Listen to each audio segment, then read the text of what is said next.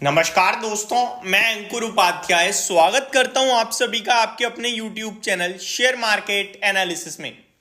बाजार की बात करें तो अच्छी रिकवरी के साथ ट्रेड कर रहा है और उच्चतम स्तर पे ही ट्रेड कर रहा है। डे के हिसाब से बात करूं तो रिकवरी की उम्मीद थोड़ी ज्यादा लग रही है कि मार्केट रिकवर करेगा, क्योंकि डाउ फ्यूचर्स आपके लिए अराउंड 140 पॉइंट्स ऊपर है। नेस्डेक फ्यूचर्स में ऑलमोस्ट आधे % की तेजी है और कच्चा तेल जो सबसे ज्यादा चिंता का विषय था वो 1% नीचे है। तो हर तरफ से पॉजिटिविटी है। ये मार्केट इतना कंफ्यूज कर रहा है जो लोग डेटा को रीड करते हैं उनके लिए। हालांकि जिनको केवल बाजार दिखता है, भाव दिखता है, उनको बहुत मजा भी आ रहा है, क्योंकि वो कह रहे हैं हमें तो गोल्डन अपॉर्चुनिटी मिली, सुबह सुबह हमने खरीदा, अभी पैसा भी बन रहा है। लेकिन अगर मैं यहां आपको कंफ्यूज करना चाहूं तो इतनी आसानी से कर सकता हूं, क्योंकि आपके सामने जो चीज पेश करूंगा मैं, आप खुद कहोगे ये हो क्या रहा है। फॉर एन एग्जाम्पल, एक एग्जाम्पल के तहत अगर समझे हम, मान के चलो जो आपका कच्चा तेल है वो नीचे आ रहा है, जिसमें उसे ऊपर जाना चाहिए क्योंकि इजराइल ईरान के बीच में तनाव बढ़ा है, बट वो नीचे आ रहा है। कच्चा तेल नीचे आ रहा है, लेकिन कच्चे तेल से फायदा होने वाली कंपनियां ऊपर जा रही हैं। For example ONGC, OIL, Reliance है। इंटरेस्टिंग, कच्चे तेल के नीचे जाने से कंपनियां नीचे जानी चाहिए, लेकिन ये ऊपर जा रही हैं। ये कंपनियां ये अज्यूम कर रही हैं कि कच्चा तेल इवेंचुअली ऊपर चला जाएगा, और मार्केट भी यही प्रिडिक्ट कर रहा है कच्चा तेल ऊपर चला जाएगा, इसीलिए बाजार गिरकर खुला। लेकिन कच्चा तेल नीचे चला गया, तो बहुत ही अलग तरीके का बाजार चल रहा है। बट जैसा भी चल रहा है आपके सामने रखा हुआ है। ऐसे में एक स्टॉक TCS, इसने भी पूरी तरीके से कंफ्यूज करा। रिजल्ट्स में नो डाउट कोई दिक्कत नहीं थी, एक रेवेन्यू के फ्रंट को छोड़ दिया जाए तो बाकी हर तरफ अच्छा मूड माहौल था। मार्जिन 26% उम्मीद से ज्यादा थे, जिसकी वजह से प्रॉफिट भी बढ़ा। रेवेन्यू में हल्की सी कमी थी, बाकी कुछ भी कमी नहीं थी। ओवरऑल निफ्टी 3009 TCS का शेयर 3986 पे करंटली ट्रेड कर रहा है, डे लो पे।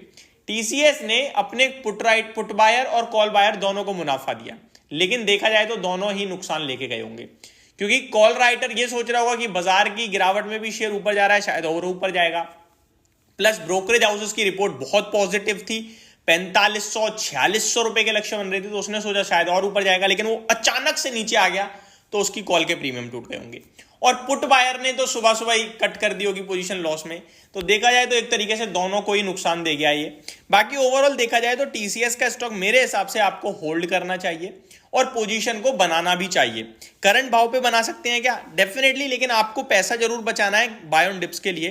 करंट भाव से मेरे को इन्फोसिस बहुत ही ज्यादा अच्छा लग रहा है। हालांकि रिजल्ट आने वाले हैं 18 तारीख को, लेट्स सी रिजल्ट कैसे आते हैं।